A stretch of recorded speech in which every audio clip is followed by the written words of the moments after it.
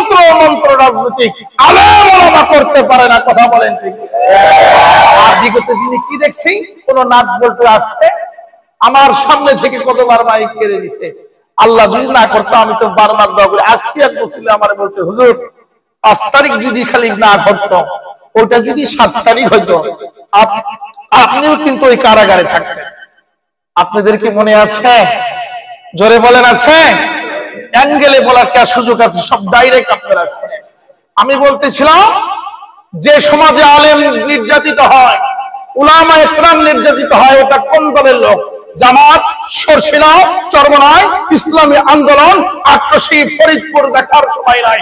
যেখানে আলেম নির্যাতিত হয় ওই আলেম আমার ভাই, যে দরবার নির্যাতিত হয় ওই দরবার আমার দরবার। একজন মুসলমান আলেমের কষ্ট যদি আপনার বুক না ভিজে, মনে রাখবেন আগামীকাল পেটন আপনার কপালেও আছে। কথা বলেন? আমাদের মাসলার জায়গা থাকবে, আমাদের একদল মিলাদ পরে একদল পরে না, এটা 4 সাবজেক্ট থাকবে। কিন্তু ইসলামী বিপ্লবী তৌহিদি জনতা কোরআনের আওয়াজ যখন আসবে, রাজপথে নামতে হবে, কোরআন বিজয় করতে হবে, দাফনের কাপড় মাথায় পরে একত্রিত হয়ে আল্লাহর কোরআন আল্লাহর জমিনে বাস্তবায়ন করতে হবে। ওই কাফেলায় যদি আমার নাম শহীদ হয়, আমার নাম সর্বপ্রথম থাকবে। ইমানদার মুসলমান পিছপা হতে পারে না। কথা বলেন ঠিক কিনা? এটা হলো মুসলমানদের জিন্দা তামান্না। এ কারণে আসো, সময় এসেছে, জীবনে কি করেছেন, কি করেছেন, কোন অ্যাঙ্গেলে ছিলেন, আপনি আপনার জীবন থেকে তওবা করতে হবে। কথা বলেন ঠিক কিনা? আরো জোরে বলেন ঠিক কিনা? আমি ওসিকে বলেছিলাম, ওসিকে আমি বলেছিলাম 5 তারিখের ওসি, 6 তারিখে আমি রিং দিছি যে ওসি আমাকে নাকি খুঁজতেছে। ও গাড়ি দৌড়ছে না, জোয়ান করছে না। আমার কয় আপনি শুনছি নাকি আপনি জিনের বাদশা। আমি বললাম জিনের বাদশা থাকলে কি লুঙ্গি পরে থাকে নাকি? আমারে কইছে আমারে প্রথম যে মামলা ডেকেছে ও মামলা অলরেডি এন্ট্রি করে ফেলেছে। এন্ট্রি করে ফেলছে। আমারে বলতেছে, হুজুর আমি খোঁজ পেয়েছি আগামীকাল আপনার নেতৃত্বে আপনার মাদ্রাসার 500 ছাত্র নিয়ে ককটেল বোম বানায় আপনি রাস্তায় নামবেন। বলেন তো দেখি, আমার 500 ছাত্র ককটেল বোম, ওটা খালি জীবনে পত্রিকায় দেখছি, আমি জীবনে ককটেল কাকড়ার বোম কামকাইটা আমি দেখিনি। আমি বললাম, ওসি সাহেব এই তথ্য আপনারে কে দিল? বলে না, আমার কাছে একেবারে লিগ্যাল তথ্য আছে। বললাম আপনার থানা থেকে আমার মাদ্রাসা ম্যাক্সিমাম বেশি দূরত্ব হলে 2-3 কিলো বা 4 কিলো হতে পারে। আপনি একটু দেখেন, আমার মাদ্রাসা 500 ছাত্র তো দূরের কথা, আর 70 ভাগ করলে এই ছাত্র নাই। আর যে ছাত্র যে লেভেল আর বয়স, ও পেশাব করে কিছু নাই কেমনে, ও তো জানে না ও ককটেল বানাবে কেমনে। বলছে না, আপনার অনেক প্রোগ্রাম বক্তব্য শুনেছি, ইতিমধ্যেই কয়েকটা বক্তব্য আছে। আল্লাহর বান্দা একেবারে নোট বাই নোট আমার বক্তব্য আমাকে শোনাইতেছে এবং দেখাইতেছে। বলেন তো এই বক্তব্যগুলো কি ফেরেশতার কাছে দিয়েছে? আমারই কোনো বন্ধু বান্ধব কলেজার টুকরা মানুষ দিয়েছেন। আমি ওর জন্য বদদোয়া করি না। আল্লাহ পাক হেদায়েত দান করেন, করেন আল্লাহুম্মা আমিন। আরো জোরে বলেন আল্লাহুম্মা আমিন। যারা বলেছিল ইসমাইল হুজুর থাকবে না, আজকে ওর বাড়ি ঘর ও নাই। কথা বলেন ঠিক কিনা? ও বিদায় নিয়ে চলে গেছে। আল্লাহ পাক কিন্তু এই ব্যাটারে পাহাড়ের দিকে রাখছে। এই কুদরত কার? জোরে বলেন কার? আরো জোরে বলেন কার? আজকের এই চিত্র আল্লামা সাইদি সাহেব রাহিমাহুল্লাহ বলেছিলেন, এমন একটা দিন আসবে, এমন একটা দিন আসবে, আজকে যারা আলেমদের প্রতি নির্যাতন করছো, যাদের এজেন্ট বাস্তবায়ন করছো, তোমরা তো আমরা তো আমাদেরকে সেফলি সেফ জায়গায় রেখেছো, পলানোর জন্য ইঁদুরের গর্ত তোমরা পাবা না। আজকে মরহম কবরে শুয়ে এই দৃশ্য কি দুনিয়াতে ঘটছে কি ঘটে নাই? জোরে বলেন ঘটেছে কি ঘটে নাই? সম্মানিত হাজিরিন, ফ্যাসিস্ট যে হোক না কেন, জালেমের কোনো পরিচয় নাই। জালেমের কোনো পরিচয় নাই বাবা। জালেম আমার বাবা হলেও বাবার বিপক্ষে যুদ্ধ করতে হবে, এটাই মুসলমানের শিক্ষা।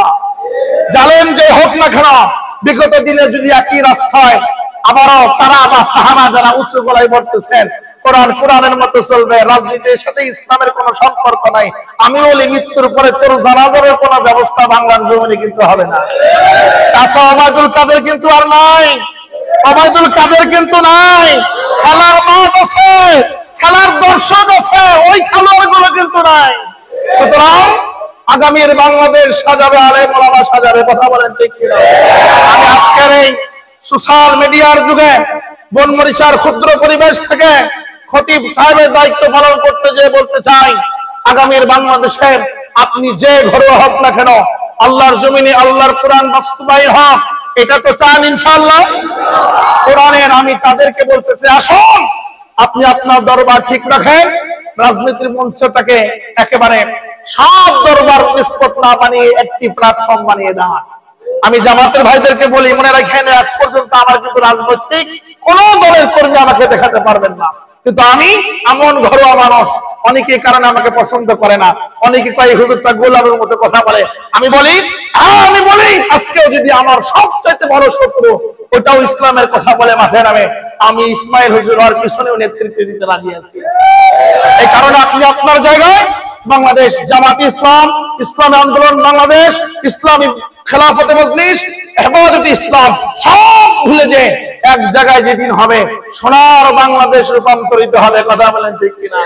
এই রিপোর্ট প্রথম আলোর পত্রিকার নাম আপনারা শুনেছেন, প্রথম আলোর একটা রিপোর্ট 2019-এর আপনি শুনেন।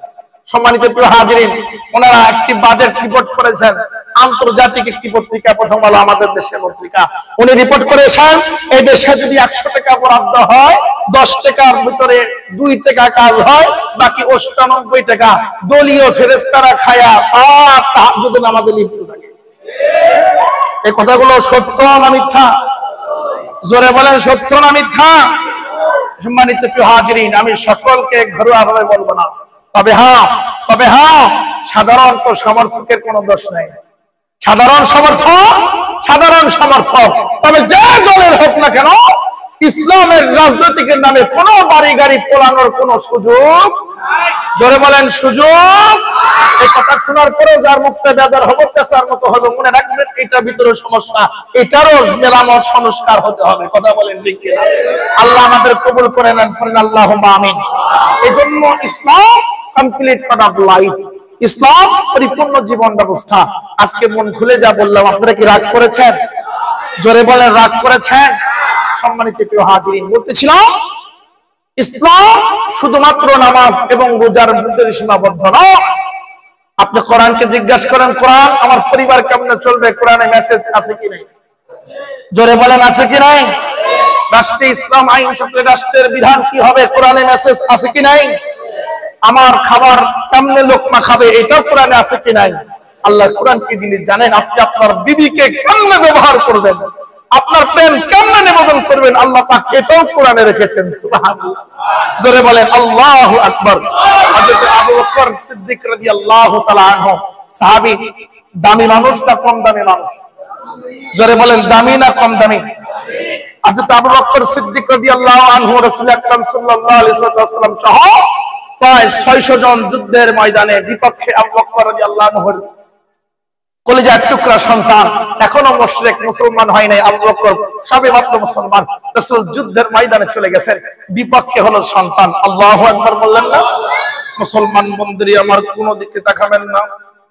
মুসলমান ভাইরা, রাসূল আকরাম সাল্লাল্লাহু আলাইহি ওয়াসাল্লাম, ও বনমরিসার মুসল্লি একরাম আমার, ইসলাম কি জিনিস, ইসলাম কোন বিধানের নাম, যে বিধান যদি আপনার জীবনে ফিট করেন, আল্লাহু আকবার কাবীরা, আপনার জীবন পরিবর্তন হবে। আপনি পরিবারকে যদি ইসলামের পুষ্টি পাত্র দিয়ে মাফেন, কোরআনের প্রেসক্রিপশন দিয়া যদি পরিবার আপনি চালান, খোদার কসম আপনার পরিবার জান্নাত আলা হয়ে যাবে। সমাজ যদি ইসলাম যদি সুন্দরভাবে আপনি ফিট করেন, আপনার সমাজ পরিপূর্ণ হয়ে যাবে, সুন্দর ব্যবস্থাপনা হয়ে যাবে। রাষ্ট্রেও যদি আল্লাহর কোরআন দ্বারা সংবিধান করেন, এই রাষ্ট্রে চোর ডাকাতি ধর্ষণ সহ রাহাজারি বাটপারি বন্ধ হয়ে যাবে। কথা বলেন ঠিক কিনা? সম্মানিত মুসলমান বন্ধুরা আমার, কোন দিকে তাকাবেন না প্লিজ, আমার দিকে তাকান। জীবনে এই আওয়াজ আপনি শুনছেন কিনা জানি না, হযরত আবু বকর সিদ্দিক রাদিয়াল্লাহু তাআলা আনহু রাসূল আকরাম সাল্লাল্লাহু আলাইহি ওয়াসাল্লাম 600 সাহাবী আদানের ভিতরে যুদ্ধের ময়দানে বিপক্ষে হলো আবু বকরের ছেলে, একমাত্র কলিজার টুকরা ছেলে মুশরিক আবু জেহেল উতবা বাহিনীর হয়ে যুদ্ধের ময়দানে আছে। একবার আবু বকর সামনে যায়, বেঁচে যায়, রাসূল বুঝে গেলেন, ডাক দিয়ে বলেন, আবু বকর আমি জানতে পেরেছি আজকের যুদ্ধের ময়দানের বিপক্ষে হলো তোমার কলিজার টুকরা সন্তান। আবু বকর রে, তোমার যদি খারাপ লেগে থাকে যুদ্ধের ময়দানে যাওয়ার দরকার নাই, তুমি কাফেলা পরিত্যাগ করে সামানাগুলো পাহারা তুমি দাও।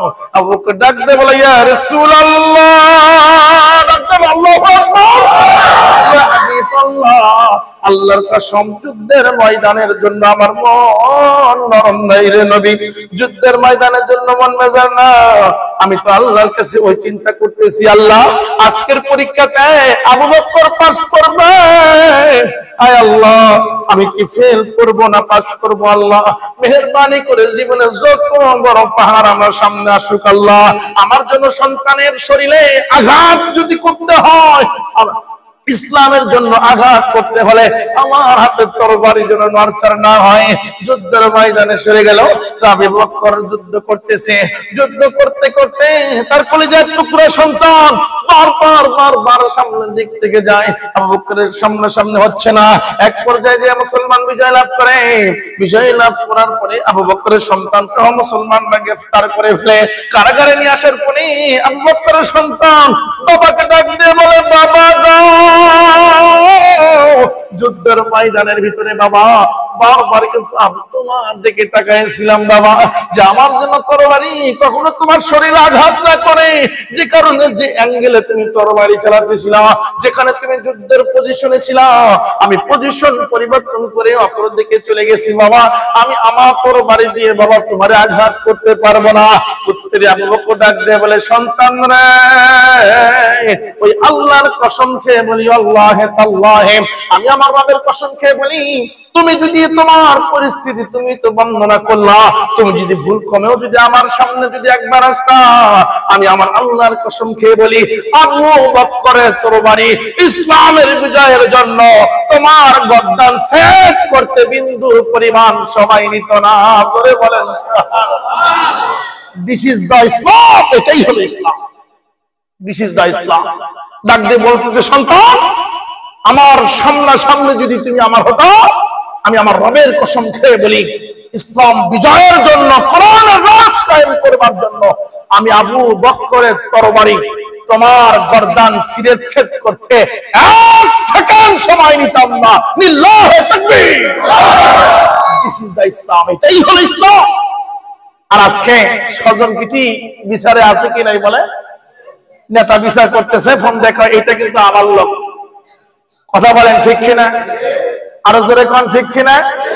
বলে ফোন দেখা, এটা আমার লোক, এটা এমপির ফোন পাইছে, ওসি কি করে, নিজের টাকা খরচ করে থানার ভিতরে পেনশন সিগারেট দিয়ে সব কিছু খাওয়ায়।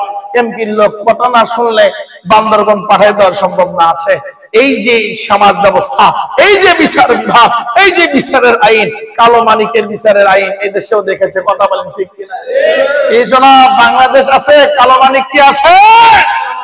এইরকম প্রতিবন্ধী যে দেশের প্রধান বিচারক হয়, এই দেশে তো এখনো বাংলাদেশ আছে, এটাই তো আমাদের জন্য বড় নিয়ামত, কথা বলেন ঠিক কিনা? আহারে আল্লাহ পাক দেখায় দিছে, বলেন তো সব ক্ষমতার মালিক কে? জোরে বলেন, ক্ষমতার মালিক কে? মিডিল ফেরাউন, লেডিস ফেরাউন বারবার কইছে 42 সার পার হতে দিব না। আল্লাহ কইছে 5 তারিখে লাঠিতে নামানো করে রাখবো না, কথা বলেন ঠিক? আমার লাঠি মারছে, উনি 40 মিনিট সময় চেয়েছিল আমাকে শেষ বক্তব্য দিতে দেন, 40 মিনিট সময় আল্লাহ দেয় নাই। এমন জায়গায় আসছে, পাশের রাষ্ট্রের স্বামীও গতকালের নিউজ সময় বেঁধে দিছে, আপনি আপনার গন্তব্যে রাখেন। উনি সব দেশের ভিসা চেয়েছে, আমেরিকা ভিসা দিচ্ছে না, ফ্রান্স ভিসা দিচ্ছে না, বলতেছে এই ফেরাউনকে এখানে জায়গা হবে না। সম্মানিত প্রিয় হাজিরিন, এবার বলেন এই অবস্থায় যদি মৃত্যু হয়, আপনার জানাজার হওয়ার কি সুযোগ আছে? জোরে বলেন, আছে? সম্মানিত প্রিয় হাজিরিন, বলতেছিলাম সামাজিক আর ওই সুযোগ নেই, আপনাকে বুঝতে হবে আল্লাহ পাক দুনিয়াতে পাঠিয়েছেন কুনতুম খায়রা উম্মাতিন উখরিজাত লিন-নাস, সুবহানাল্লাহ। আপনাকে পাঠাইছেন কি খাওয়ার জন্য নাকি? জোরে বলেন খাওয়ার জন্য? কি বিচার বিভাগ যদি আল্লাহর কোরআনের বিচার বিভাগ হয়, এই রাজ দুনিয়া সুন্দর হয়ে যায়। সুবহানাল্লাহ। এমন একটি রাষ্ট্র আমরা চাই যেখানে একজন সাধারণ নাগরিক এই দেশের সরকারকে ওপেনে বলতে পারবে, আপনি সরকার, আমি সাধারণ নাগরিক, আমার কি দায়িত্ব, আমার কি জিম্মাদার, আমার কি পাওনা, এটা আমাকে বুঝে জবাবদিহিতা না করেন, না করতে পারলে রিজাইন দিয়ে রাস্তায় নামেন। কথা বলেন ঠিক কি? প্রতিবার দিনের ভোট আপনি রাতে করবেন, ওই সুযোগ কি আর আছে নাকি বলেন? সম্মানিত প্রিয় হাজিরিন, এই রাষ্ট্রের অবস্থা হবে। হযরত ওমর ফারুক রাদিয়াল্লাহু আনহু দেখেছেন কে? দেখেন আল্লাহ রাসূলকে রাষ্ট্রনায়ক ছিলেন কে ছিলেন না? শুধু কি একটা বাংলাদেশ, এই বাংলাদেশের মতো 200 দেশের রাষ্ট্রনায়ক ছিলেন। সুবহানাল্লাহ। তাহলে এই নবী কি খালি নবী ছিলেন? এই নবী কি খালি পীর ছিলেন না রাষ্ট্রনায়ক ছিলেন? জোরে বলেন কে ছিলেন? কিন্তু আজকে ইমামের দায়িত্ব দেওয়া হয়েছে, ইমাম বানাইছে, হুজুর ইমাম বানাইছে। ইমাম বানায় কয় হুজুর আপনার কাজ খালি মিলাদ পড়ানো আর নামাজ পড়ানো, আপনি এইটা করবেন না ওইটা করবেন না। আমি মাঝে মাঝে কই বাবারে তুই এতই যখন বোঝস, হুজুরের মাসে 5,000 টাকা না দিয়ে এটা বসা পয়সা বউরে শাড়ি কিনা দিয়ে সব ভাগ করে নিল, তুই নিজে নামাজ পড়া, হুজুরের কি দরকার? জোরে বলেন না কেন? জোরে বলেন না কেন? আলহামদুলিল্লাহ পৃথিবীর সব মসজিদের চিত্র এটা হলো আজ পর্যন্ত। এই 2 বছরে আলহামদুলিল্লাহ আমার সাথে এটা ঘটে নাই। আমি তো অনেক জায়গায় বলি আপনি 500 এক মসজিদ থেকে 5-6বার আজ পর্যন্ত, গতকাল পর্যন্ত গেছে। বলছে হুজুর আপনি 2 বছর ওখানে থাকলেন, একটু আমাদের কাছাকাছি একটু আসেন না। বলেন কি দরকার আমাকে বলতেছে। পাশাপাশি গ্রাম সভাপতি সাহেব জানেন, আমি বলছি ওখানে টাকার জন্য ইসমাইল হুজুর ইমামতি করে না, ওখানে যা পাইছি এখানে তা নাই। কি পাইছেন? বলে ওখানে পাইছি ভালোবাসা, ওখানে পেয়েছি স্বাধীনতা, ওখানে পেয়েছি হৃদয় রাঙ্গানো। আর মুসল্লির যত কাছাকাছি ইমাম হয়, খতিব সাহেব যত কাছাকাছি থাকে, ওইটা সব চাইতে দামি জায়গা হয়, বুঝাইতে সহজ হয়, বুঝলে ওলা হয়। প্রেম নিবেদন যেখানে হয়েছে, ভালোবাসা কি কোনো টাকা দিয়ে কেনা যায়? জোরে বলেন কেনা যায়? সম্মানিত হাজিরিন, ওই মানুষ ওইটা হুজুর ওইটা বুঝে বুঝে বলতে পারে যে হুজুরের টাকার দরকার আছে, কারণ আমার ইমামতির